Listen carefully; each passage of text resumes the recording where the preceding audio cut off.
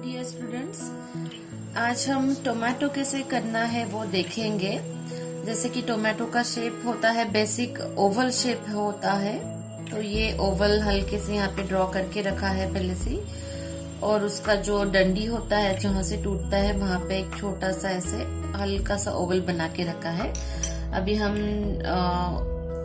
Directly colouring देखेंगे उसका कैसे किस तरह है। टोमेटो जैसे थोड़ा कच्चा होता है तो उसके लिए लाइट ग्रीन, येलो एंड थोड़ा सा ऑलिव ग्रीन लिया है। यहाँ पे रेड के लिए हमने yellow, orange and brown colour ले लिया है। और थोड़ा सा रेड कलर भी, प्राइमरी रेड जो है उसको भी हम ले सकते हैं। ठीक है, जैसे हम कलरिंग स्टार्ट करेंगे उस हिसाब से हम कलर्स देखेंगे कि कैसे जरूरत है, उस तरह से हम कलर एप्लीकेशन करते जाएं। तो लाइट जो है अभी मैं इस साइड से इमेजिन करूंगी, इसीलिए पहले उसका आउटलाइन का जो एरिया है उसको मैं क्लियर कर लूंगी। टोमेटो हम थोड़ा सा कच्चा और थोड़ा सा पका हुआ इस तरह से हम दिखाएंगे ताकि वैरायटी भी मिले। ओनली रेड नहीं करना है कभी भी टोमेटो को। ये हमने हल्का सा फिलअप कर दिया है। टोमेटो का यहाँ का पोर्शन जो होता है, यहाँ का बेस वो थोड़ा मतलब इस तरह से होता है, इसलिए यहाँ पे हाईलाइट दिखेगा ज्यादा। और यहाँ से ऊपर आके यहाँ टोमेटो एंड होता है, इस तरह से राउंडेड होता है, इसलिए यहाँ पे हाईलाइट दिखेगा। एंड उसके लिए वहां पे मैंने व्हाइट छोड़ दिया है, हल्का सा येलो मैंने सब जगह पे अप्लाई किया। अभी मैं लाइट ग्रीन लेती हूँ क्योंकि टोमेटो का जो कच्चापन होता है वो यहाँ से दिखाई देगा आपको।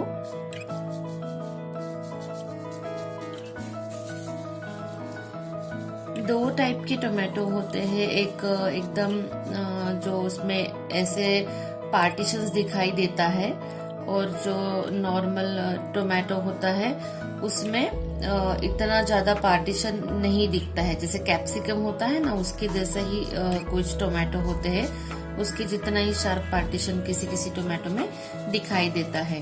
लेकिन हम अभी नॉर्मल टोमेटो कर रहे हैं।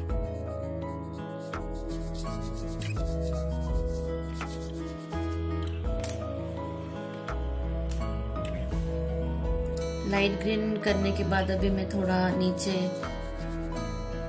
डीप येलो, ऑरेंज इस तरह से काम करते जाऊंगी।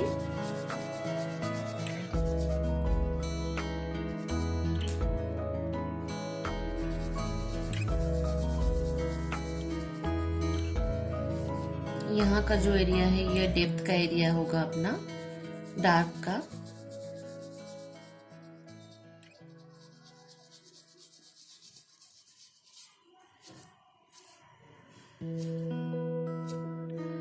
थोड़ा सा ब्रेक ले लेके चेक करते रहना है कि कलर्स किस तरह से लग रहे हैं।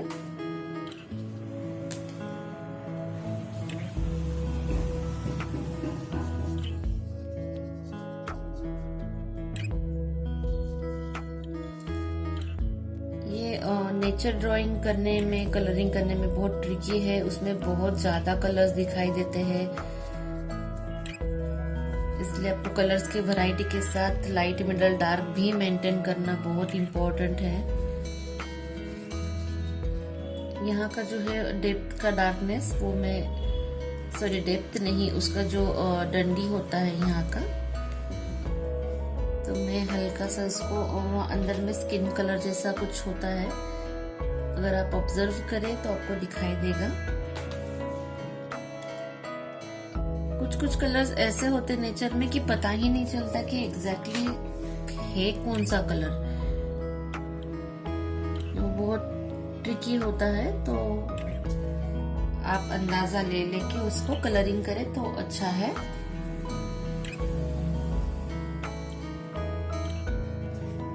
हाँ, अभी ये मुझे ठीक लग रहा है थोड़ा, तो अभी मैं कंटिन्यू करती हूँ बचा हुआ। कभी कभी टोमेटो में यहाँ पे उसके पत्ते भी होते हैं, लेकिन यहाँ पे मैंने वो पत्तों वाला टोमेटो नहीं किया है, तो हम वैसे ही कलरिंग कंटिन्यू करेंगे।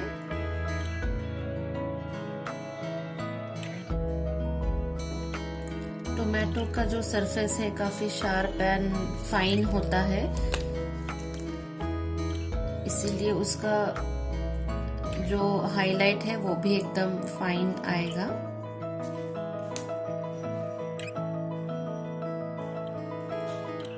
ध्यान रहे कि एकदम भी ग्रीन नहीं लगे वो, इसलिए ओवरलैपिंग काम करते करते अंदाजा लेते लेते कलरिंग करना है।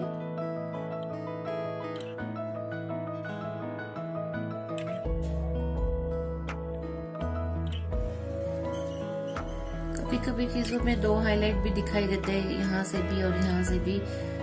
आप जब सामने चीजों को रखोगे और ऑब्जर्व करोगे अलग अलग चीजों को, वन साइड लाइट आ रहा है, इस तरह से आप अलग अलग चीजों को रखें जरूर सामने और उसको ऑब्जर्व करें।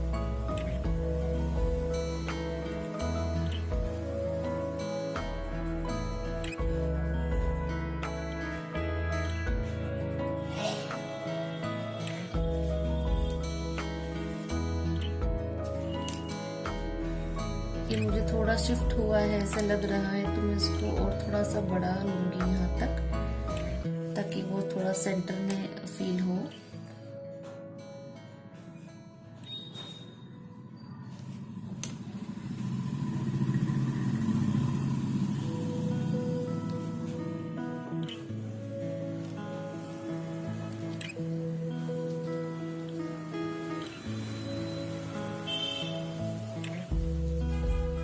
ये यहाँ का फ्लैट जो है एरिया वो दिखाने के लिए मैं यहाँ पे पूरा कलरिंग कर रही हूँ, डार्क टोन दे रही हूँ और उसी डार्क टोन को मैं नीचे नीचे लेके आ रही हूँ।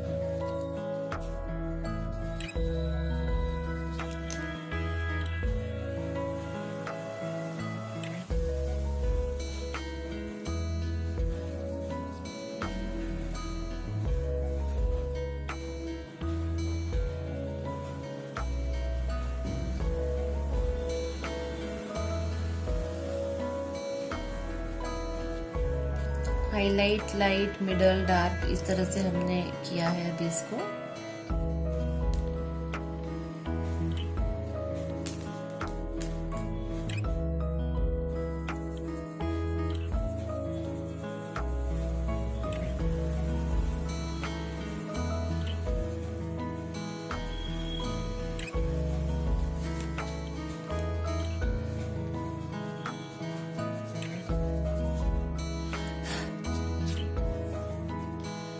थोड़ा ब्रेक लेके चेक करना है बीच बीच में।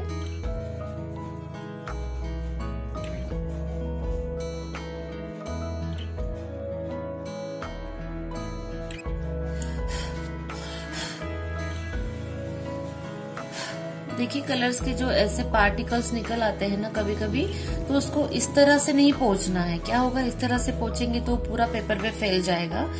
अच्छा है कि आप उसको फूंक मारे और उस तरह से उसको हटाए।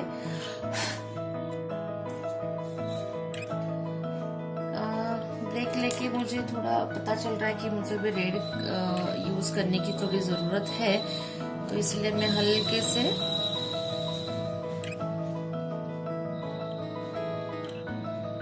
रेड कलर जो है उसको यूज कर रही हूँ। लेकिन ध्यान दें कि एकदम ही प्योर रेड नहीं होता है टोमेटो, इसलिए उसको रेड को तुरंत ही स्टॉप करके मैंने थोड़ा ऑरेंज जो है उसको ले लिया है, डार्क ऑरेंज। और आंखें छोटी करके आप चेक करते रहे कि ये टोमेटो का इफेक्ट अभी आना शुरू हो गया है और डेप्थ भी हमें मिल रही है।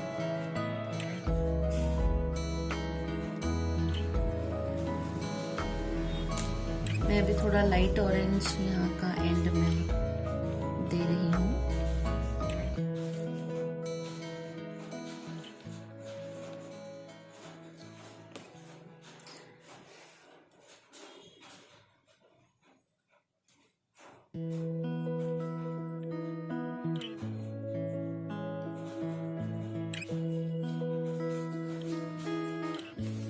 अभी हम शैडो कंप्लीट कर लेते हैं, फिर सोचते हैं कि इस पे और काम करना है कि नहीं करना है। शायद हो सकता है कि शैडो देने के बाद हमें रियलाइज हो कि ये टोमेटो कंप्लीट हो चुका है। कभी कभी चीज कंप्लीट हो गई होती है और हम रियलाइज नहीं कर पाते कि वो हुई है कि नहीं हुई है। इसलिए अभी हम शैडो का पार्ट करेंगे।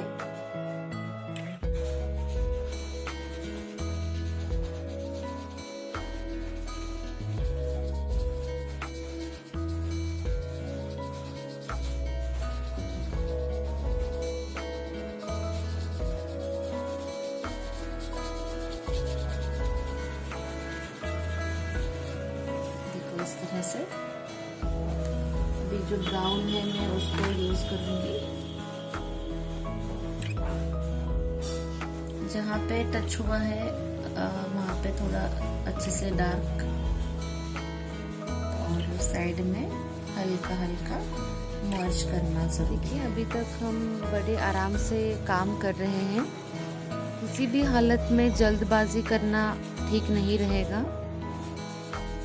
बहुत स्लोली स्टेप बाय स्टेप हम थोड़ा थोड़ा कलर अप्लाई करते करते ओवरलैपिंग कर रहे हैं। चाहे वो डंडी का एरिया ग्रीन पार्ट हो या फिर ब्रिंजल का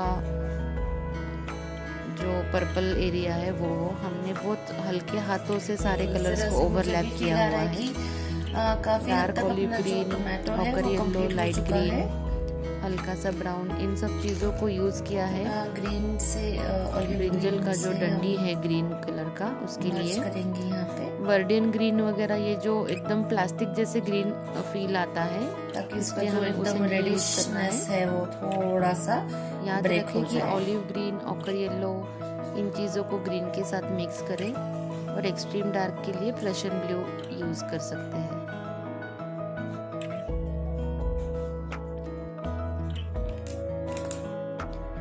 धीरे धीरे जो है 3D इफेक्ट आने लगा है इसका। ऑयल पेस्टल मोटा होने के कारण जहाँ बारीक काम हमें करना होता है तो ध्यान दे कि जहाँ नोकीला पार्ट है वहीं से हम एकदम ध्यान से देख के कलर कहाँ टच हो रहा है और फिर कलर को अप्लाई करें।